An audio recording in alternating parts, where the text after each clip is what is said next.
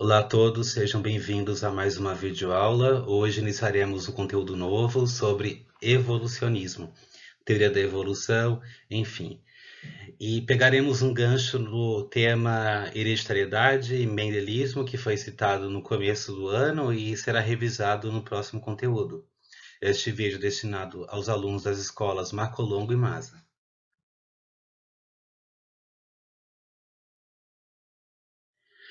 Ao final deste conteúdo, o aluno será capaz de conhecer os princípios básicos da evolução biológica, assim como os cientistas mais importantes deste estudo, compreender como funciona o cladograma e diferenciar ideias provindas do fixismo das ideias evolucionistas. Bons estudos!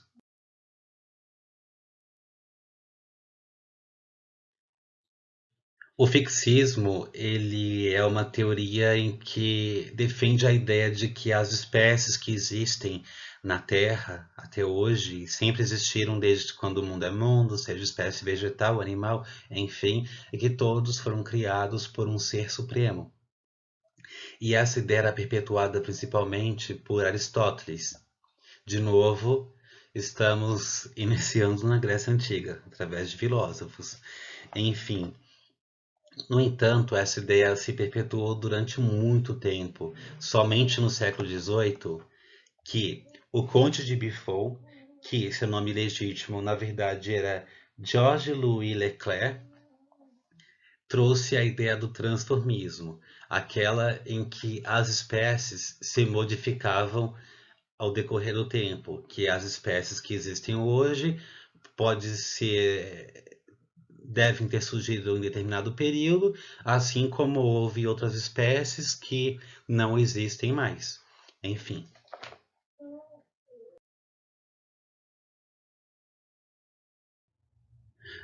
Ainda nessa época, houveram muitos cientistas que defendiam o fixismo, assim como haviam aqueles que defendiam o transformismo. Só que se fôssemos numerá-los um a um, ficaríamos aqui um tempão. E estou ressaltando os principais porque esses que são geralmente abordados em vestibulares e vestibulinhos, geralmente de universidades e escolas técnicas. Este aqui ficou conhecido como Cavaleiro de Lamarck, ou simplesmente Lamarck. Seu nome de batismo era Jean-Baptiste Pierre Antoine de Monet. Lamarck foi o primeiro a apresentar uma teoria satisfatória para que na época fosse compreendido como que a evolução ocorria, de que maneira as espécies se transformavam. Claro que depois dele houveram outros que vamos citar a seguir. No entanto, uma ideia básica que temos sempre que ter em mente é aquela de que não podemos julgar os cientistas de outras épocas a partir do pensamento atual. Por exemplo, eu não posso questionar como que ele Darwin não soube explicar como que os alelos e características genéticas eram transmitidas, até porque essa ciência não era sabida até então.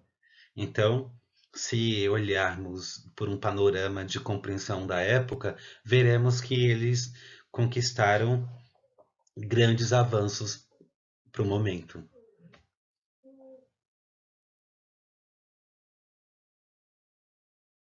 A principal ideia de Lamarck era muito trabalhada na lei que ficou conhecida como uso e desuso. Um exemplo, aqui temos uma girafa. Lamarck acreditava que as espécies poderiam tornar seus órgãos mais complexos ou atrofiá-los dependendo da necessidade. Exemplo, aqui temos a girafa. Segundo a teoria de Lamarck, a girafa ela tinha um pescoço menor, mas de tanto que ela se esforçava para poder alcançar aquela folha que necessitava para se alimentar, seu pescoço foi se tornando alongado, enfim, se tornando um tanto complexo. Assim como se eu tivesse um órgão que não fosse utilizado, ele seria atrofiado até ser excluído do meu organismo. É, não sei se Lamarck já tinha ideia disso, mas na nossa fase embrionária, quando a fecundação de espermatozoide, óvulo, e vai formando o embrião até a mórula, enfim, o embrião vai sendo formado. Há um período da formação do feto em que temos cauda, e essa cauda é perdida. Ela é um resquício de uma característica evolutiva anterior, ou seja, que quer dizer que nós, como seres humanos, fomos originados por uma espécie que tinha cauda, e realmente fazemos parte do grupo dos mamíferos. Então é basicamente isso. Mas essa ideia eu vou citar mais à frente na embriologia comparada.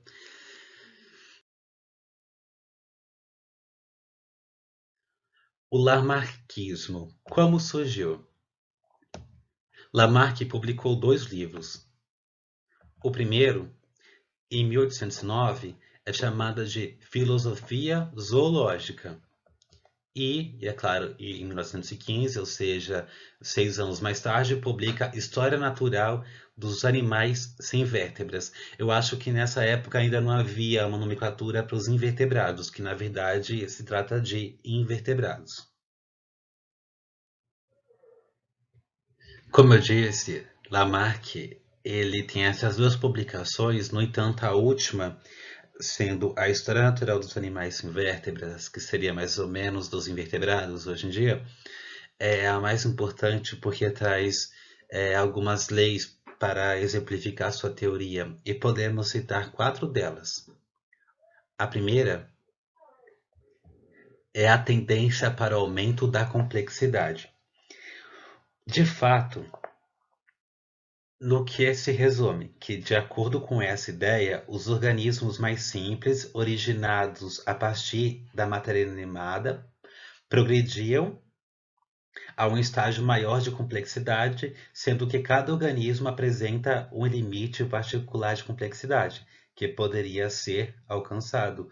Ou seja, você tem aí espécies simples que eles vão se progredindo, ou seja, traz aquela ideia de melhoramento, ou seja, a mudança para melhor, sendo que há um patamar a se alcançar, ou seja, há um limite. Chegando daquele momento, ele não pode se modificar mais.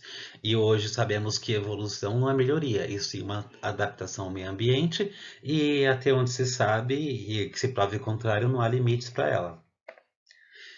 Enfim, a segunda é o surgimento de órgãos em função das necessidades. O que eu posso citar é aquela ideia da girafa. Não é que aquele órgão ele não surgiu, que já existia, que era o pescoço, no entanto, ele foi se tornando um tanto mais complexo.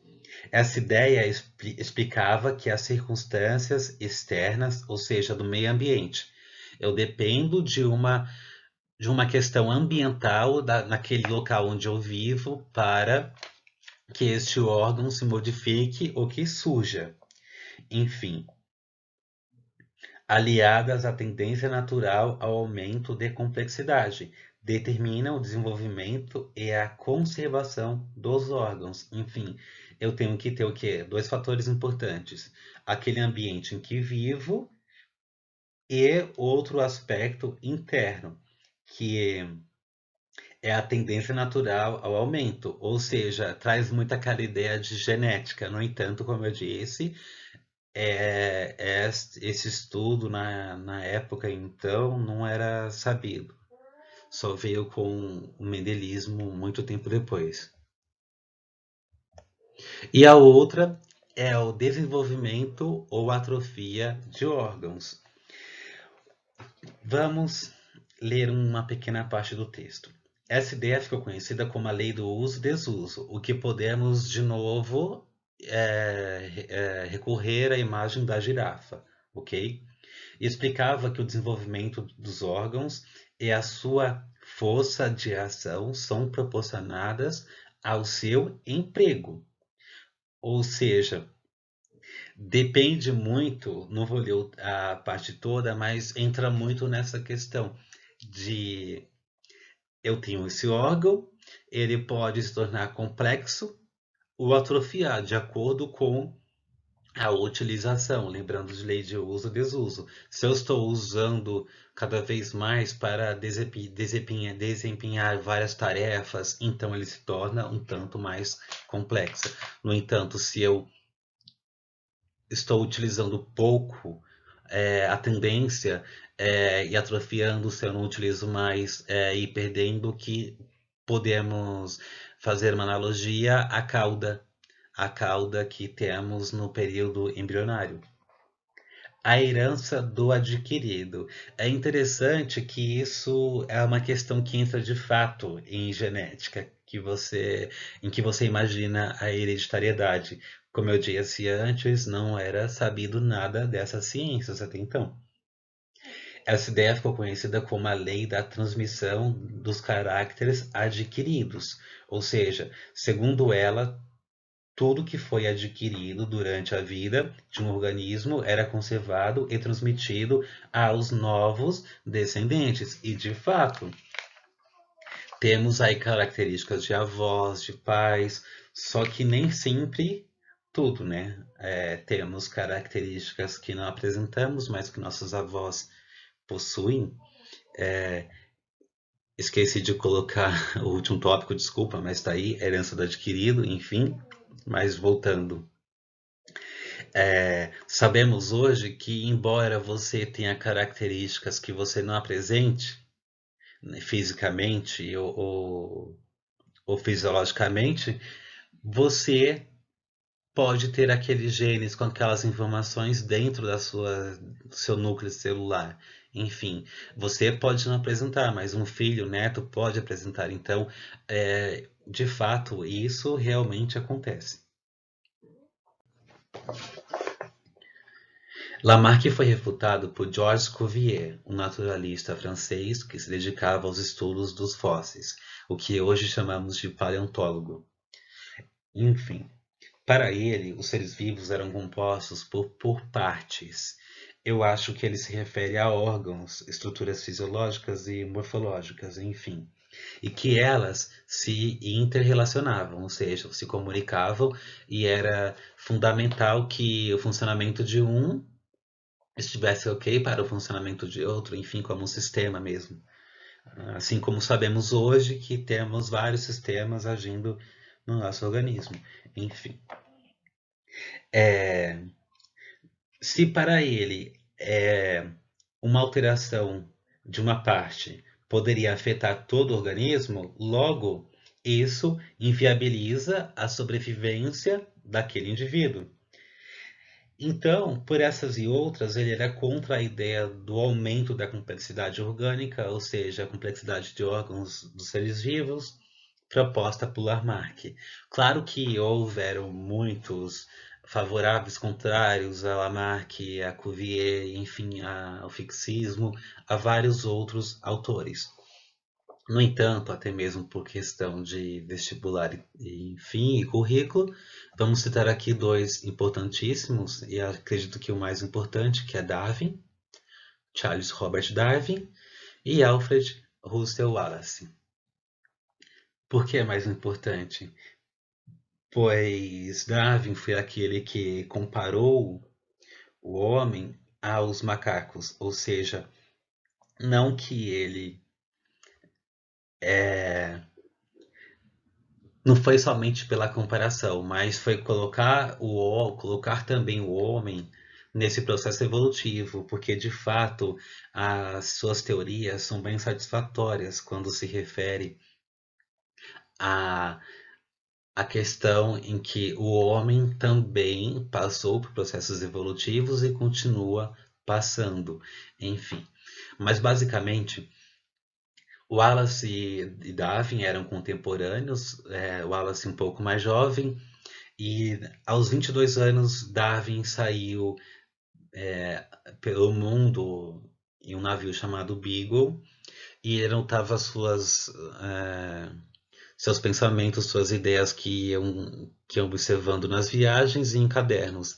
Então, com tudo isso, ele percebia que cada espécie estava adequada àquele local, estava adaptada. Ele pensava, se eu vejo uma planta, um cacto que tem uma folha modificada, ela não sobreviveria no gelo. Se eu levasse um animal do gelo para uma região árida, talvez ele não sobrevivesse. E daí foi surgindo as primeiras ideias. No entanto, ele só publicou O Origem das Espécies muitos anos mais tarde, é, quando ele se comunicava com Wallace. Wallace mandava suas cartas para Darwin com todas as anotações do que era observado. Então ele percebeu que Wallace estava chegando às mesmas ideias, às mesmas conclusões que ele chegou. Então ele pensou: eu tenho que publicar, porque isso não é uma loucura da minha cabeça. Outras pessoas estão notando. Então aí se inicia a ideia da origem das espécies.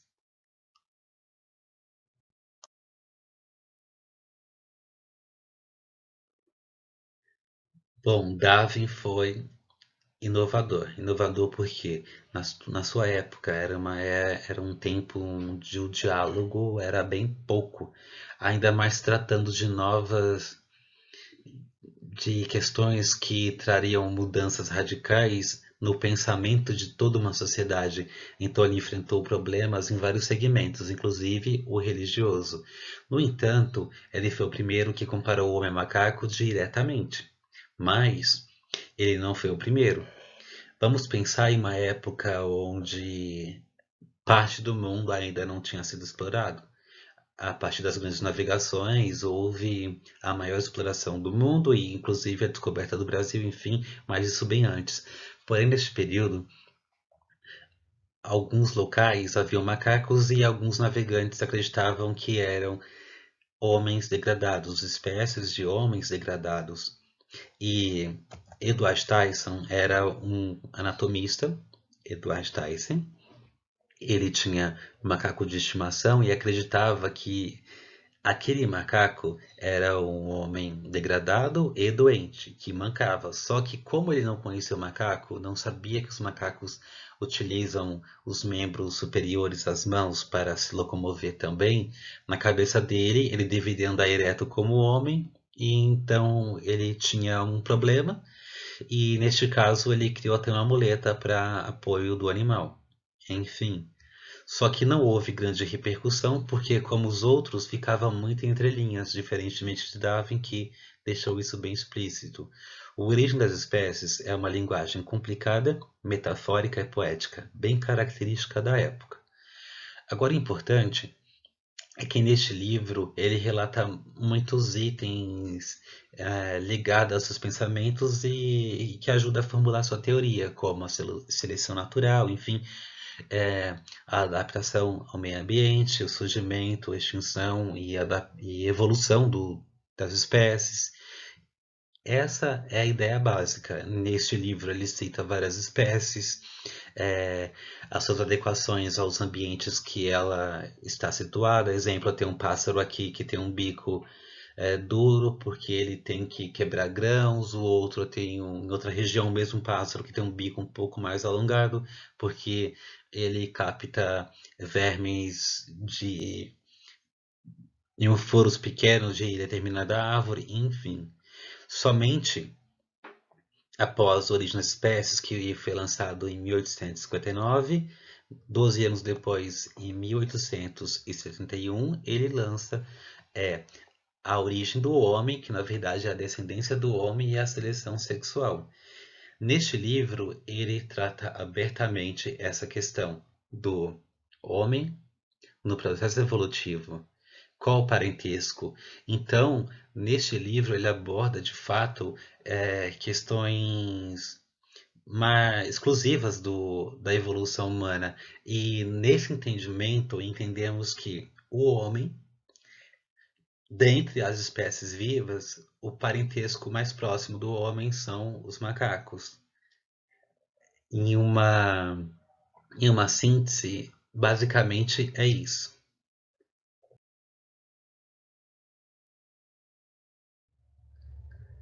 Darwin foi muito satirizado na tua época, pois a teoria da evolução ela foi muito pouco compreendida, e até hoje, porque existem pessoas que discorrem, discutem temas que nem sequer se aprofundaram. Então imagina você escutando alguma coisa de alguém que sequer se deu ao luxo de se aprofundar naquele tema.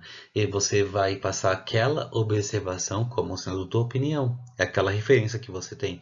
E a partir daí, você não se aprofunda e acaba transmitindo a mesma ideia.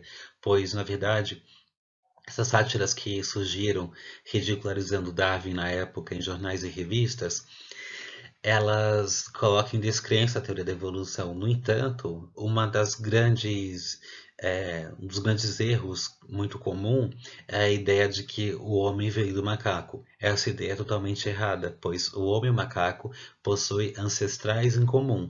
É totalmente diferente. Exemplo, vou mostrar alguns, mas existem muitos outros e talvez que nem sequer vamos conhecer um dia. Eu tenho Australopithecus, eu tenho Homo erectus, eu tenho Neandertal e tenho, claro, o Homo sapiens.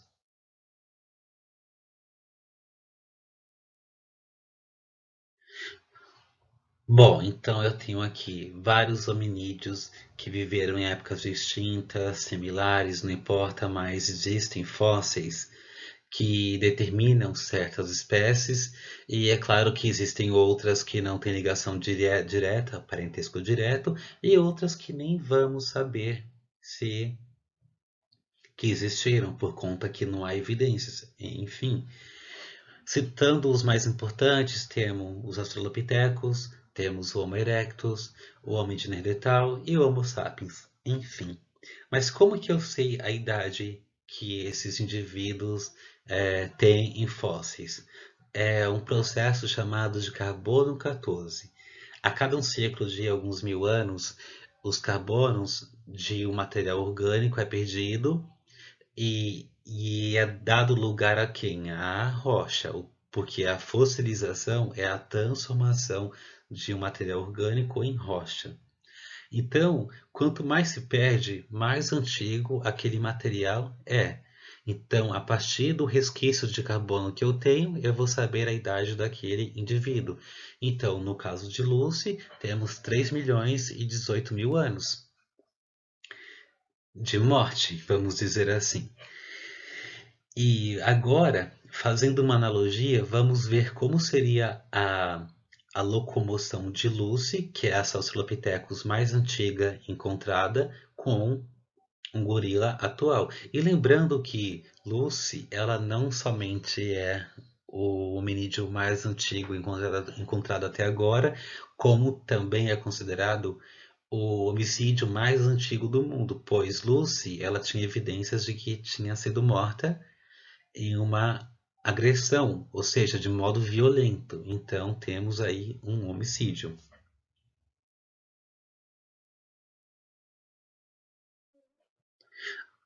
Olhando essa imagem, percebemos a locomoção. Podemos ver que ambos são bípedes, não são quadrúpedes, não utilizam os quatro membros para se locomover, assim como nós utilizamos somente dois, somos bípedes. Lucy, ela anda basicamente como um ser humano, e enquanto que um gorila atual, ele tem os membros superiores, os braços maiores e os membros inferiores, as pernas, menores, ou seja, eles precisam em algum momento se apoiar nas mãos. Então, se a evolução ela é uma transformação e adaptação, talvez não precisamos dessa característica. Por isso que nós temos, enquanto que o chimpanzé, o gorila, esses macacos atuais precisam.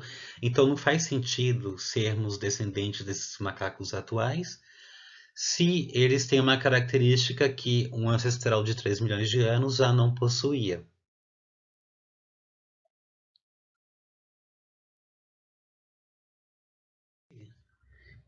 Essa imagem é muito comum em livros, em documentários, enfim, livros didáticos, quando se trata de evolução. No entanto, ela traz ideias equivocadas que não condiz com a teoria da evolução.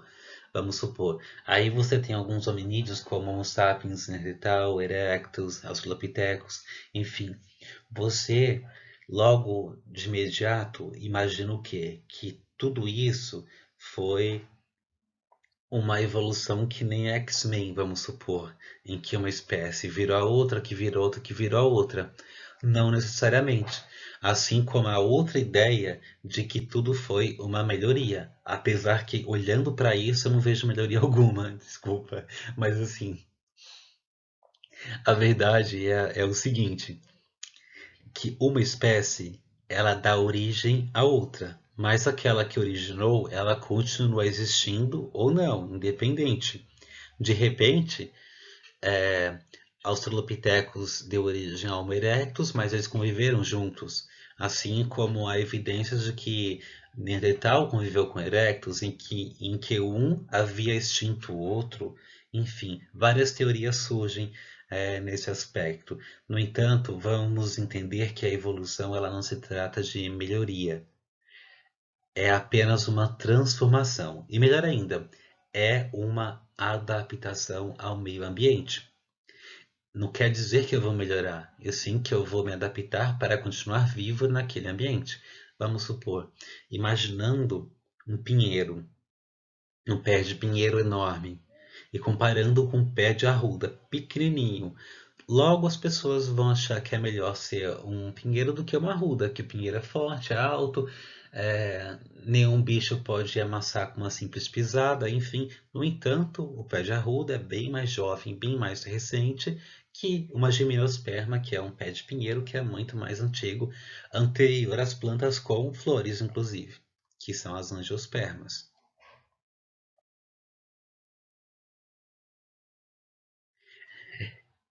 Ainda falando sobre este desenho, essa demonstração, ela é muito utilizada quando se fala de evolução, principalmente por pessoas que falam de evolução, mas que não são do meio acadêmico, de fato, né?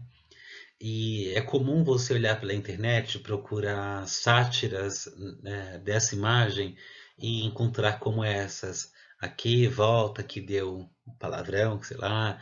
Enfim, tem essa, tem vários aspectos, em vários formatos, sempre levando o tom de reverência, claro, né? De comédia.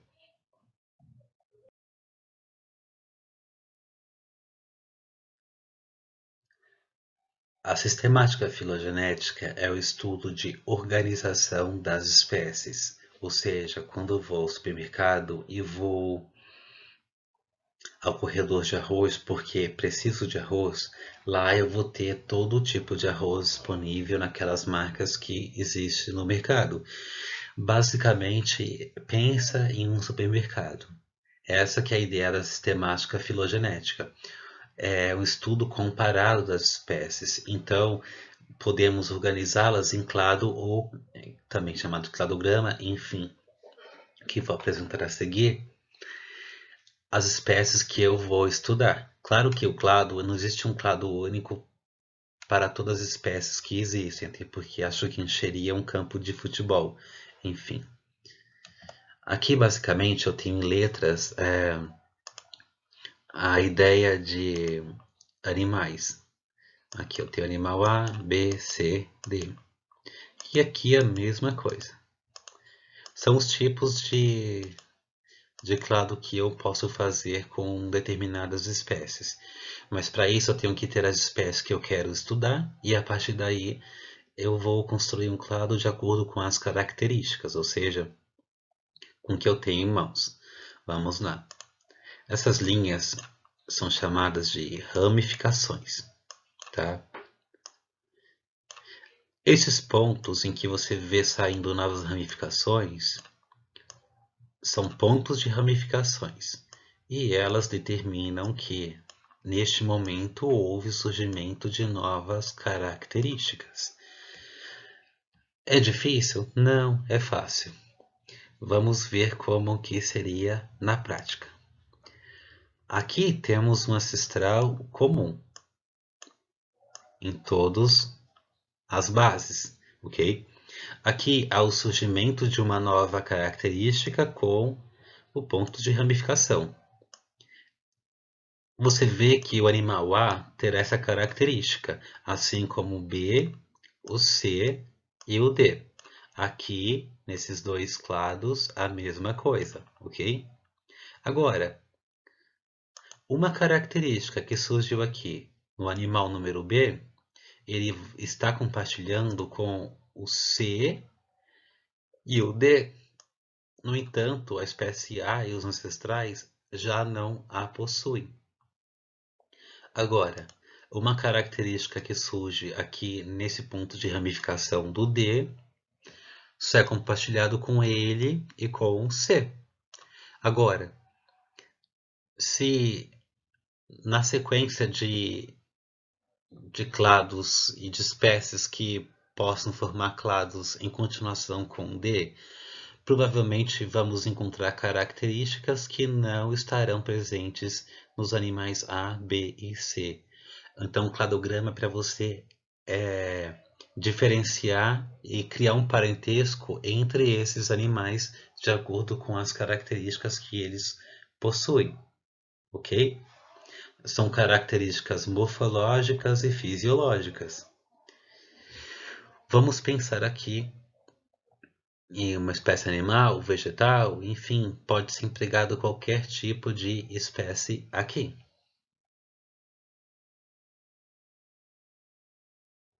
Bom, de modo reduzido, o vídeo está ficando muito grande. Vamos continuando o cladograma, mas no panorama vegetal. Lembrando que aqui apresenta 4 filos vegetais: briófitas, pteridófitas, gimnospermas, angiospermas. Lembrando que filo não é gênero, nem espécie, nem classe. É diferente. São aquelas classificações todas. Lá no alto temos o filo, que ele define características ultramente exclusivas que aquele grupo não pode se igualar a outros. Então temos um filo, ok? No mundo animal, por exemplo, temos vários filos. No grupo dos invertebrados temos moluscos, temos anelídeos, equinoderma, enfim. E o maior de todos do reino animal, que são os artrópodes, que incluem inseto, aracnídeo, crustáceo e centopeia. No entanto, o grupo dos vertebrados, os que possuem vértebras, compõem somente um filo. Olha só a grande diferença estrutural, né? Agora aqui, o reino vegetal temos briófitas, pteridófitas, gimnospermas e angiospermas. Começando por baixo, a base indica uma origem. Claro que a origem foi através de algas, que possibilitou a existência do reino vegetal. Temos o primeiro grupo, que são as briófitas. Ele é muito simples em relação ao restante. Ele não possui vasos de condução e o transporte de material, seiva mineral, água, tudo aquilo que a planta precisa, ela acontece por difusão de célula a célula. É muito lento esse processo e isso tudo limita o tamanho da planta. E ela é encontrada em regiões onde a umidade é abundante, né? Que são aqueles musgos que encontramos por aí em muros antigos, enfim. Aqui no A apresenta uma característica. Determina que os três filos, pteridófitas, gimnosperma e angiosperma, possuem, e briófitas e algas não possuem. E como compartilham com essas três, é chamada de sinapomorfia. É uma característica que compartilha com as três, ok? As pteridófitas é o grupo das samambaias, das avencas, enfim.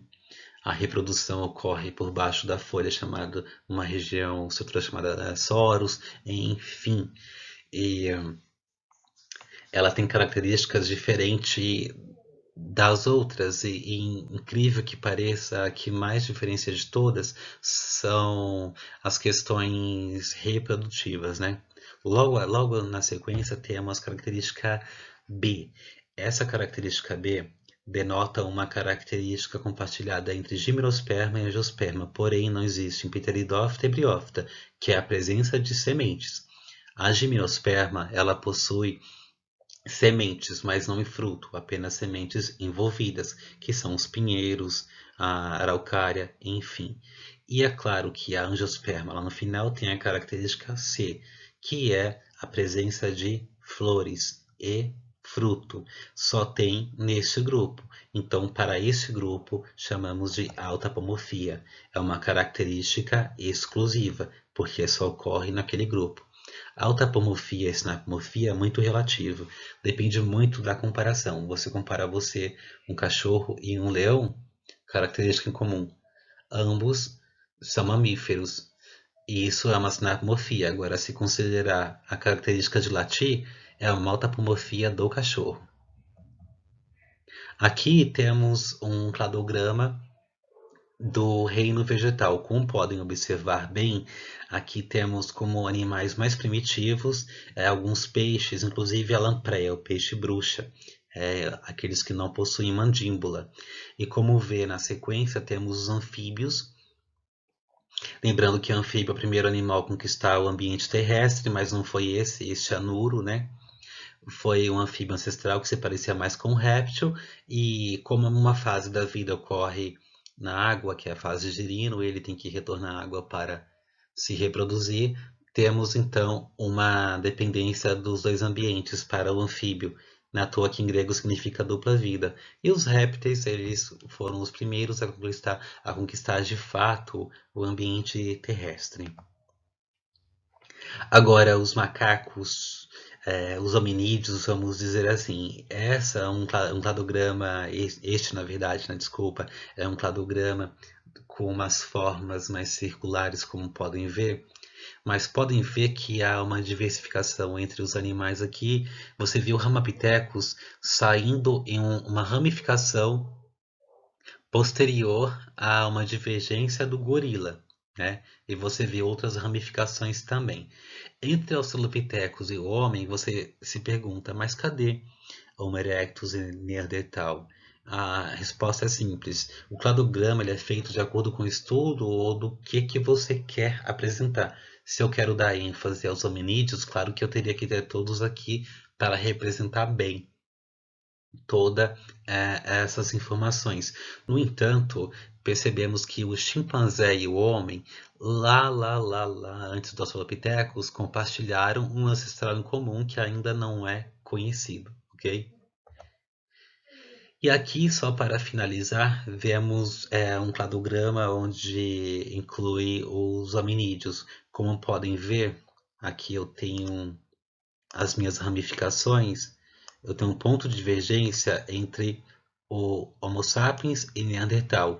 No entanto, eles estão mais próximos do que o Homo erectus. É um ponto de divergência anterior. E isso deixa o Homo habilis ainda mais primitivo que ambos. E tendo aí o mais primitivo de todos dentre os hominídeos no cladograma, o Australopithecus afarensis, também conhecido como Lucy, que foi o primeiro achado da espécie no mundo. Enfim.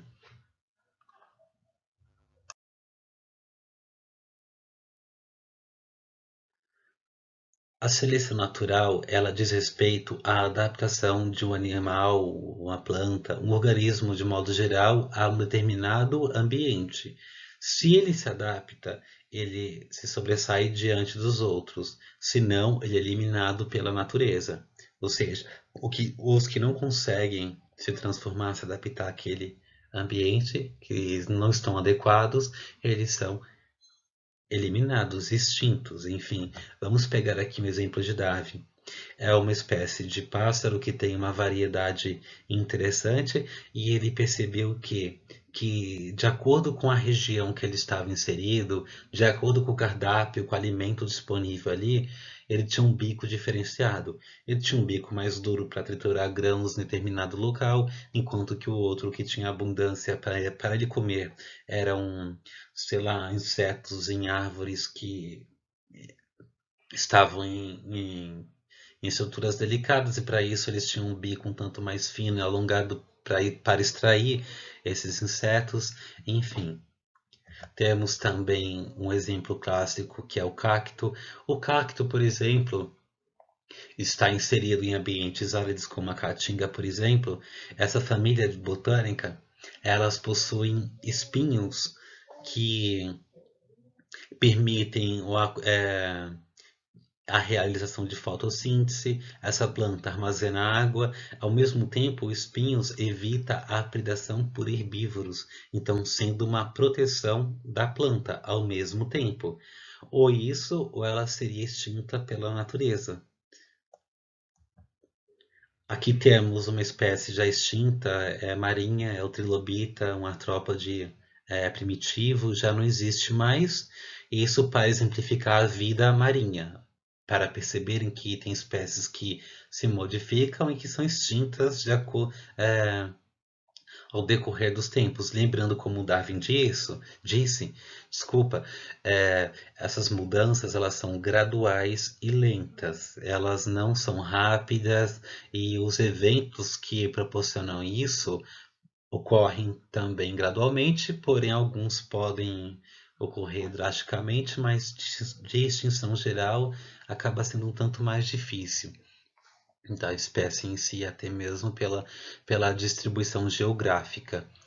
Enfim, mas o interessante é que a evolução ela é muito fácil de ser estudada com animais microbiológicos, aqueles que você pode ver somente através de microscópio. É comum cada ano você ver que medicamentos, vacinas, inseticidas, eles têm que ser renovados, porque aquele já não faz mais efeito. Porque as espécies que sobrevivem de bactérias, insetos, depende de cada caso, elas têm um ciclo de vida muito curto. Então, a evolução para ela acontece muito mais rápido. Então, as que sobrevivem criam mecanismos de burlar todo aquele mecanismo de interrupção da sua vida, e os seus descendentes possuirão essa característica.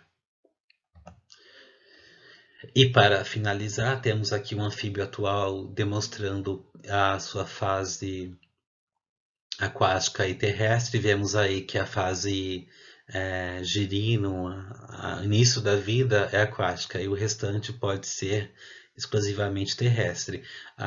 Exclusivamente não, porque em algum momento eles devem voltar ao lago, ao rio, para se reproduzir.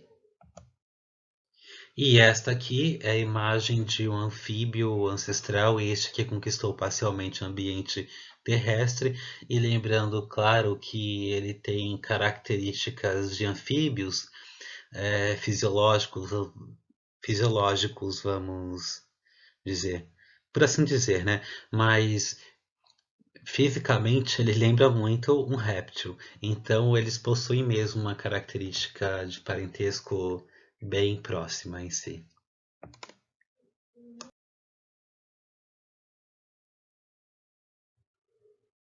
A teoria da evolução é comprovada por vários fatores, entre elas a anatomia comparada. Como que é feito isso? Veja que tem 4 membros superiores, equivale ao braço. No caso do morcego, equivale à asa. E temos o homem, o cavalo, o morcego e a baleia. Percebam que há semelhanças entre os ossos. Vejam a escápula, vejam as falanges e vejam o carpo. São um tanto similares. E você vê que é adaptado ao meio de vida que eles possuem, ao que exercem, ao que comem. Tudo tem uma relação com a atividade orgânica daquele animal em si. E só para exemplificar, a baleia ela é um mamífero.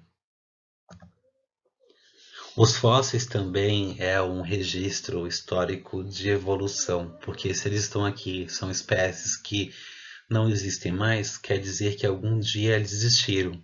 E isso é comprovado com o fato de existir uma técnica que eu posso estabelecer a idade daquele fóssil. E por último, temos a embriologia comparada. Olhem bem as primeiras fases embrionárias desses animais. Eu tenho um peixe, salamandra, tartaruga, galinha, porco, rinoceronte, cão e o homem. Nas últimas fases, percebam que são bem similares. No entanto, percebam a semelhança nas primeiras fases. Olhem que o homem ele possui uma cauda na sua formação. Essa cauda ela é mantida por um período, depois é perdida, e ela origina o cóccix, é um osso terminal na bacia. E é claro que é importante lembrar que se o homem possui essa característica, esse resquício de cauda, denota que em algum momento ele teve cauda ou provém de algum animal que possui cauda. E é óbvio que o homem compõe o grupo dos mamíferos, enfim, e isso não é tão improvável.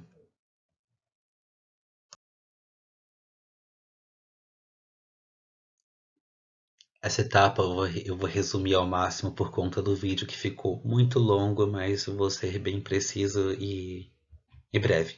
Enfim, para Darwin e Wallace, a época em que divulgaram suas teorias, que na verdade é a mesma teoria, ela não foi muito bem vista nem aceita de cara, até mesmo porque colocava o homem também no cenário de é, em que a evolução acontecia, propício também à ação da seleção natural. Enfim, só que existe algumas questões, existiam, né, quer dizer, melhor, que eles não conseguiam explicar, que nem a variabilidade das espécies, enfim, mas todas essas questões foram respondidas com o surgimento da genética, enfim, que hoje sabemos que existe mutação, recombinação genética e tudo isso pode gerar uma variabilidade que pode ocasionar em uma adaptação de uma espécie ao meio ambiente.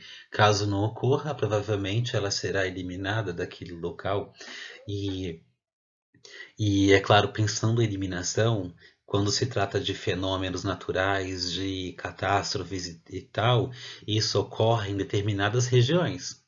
Se aquela espécie tem uma distribuição amplamente geográfica, talvez não, mas se for uma região específica daquele local nativo, só tem naquele ambiente, então as chances de extinção são mais propícias. Enfim.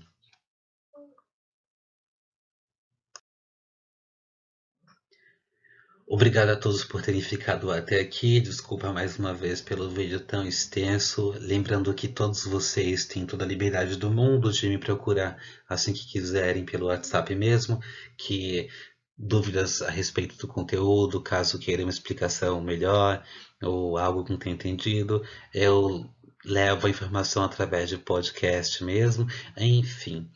E na próxima aula vamos revisar hereditariedade e continuar da onde paramos ainda nas aulas presenciais. Bons estudos e realizem os trabalhos sugeridos.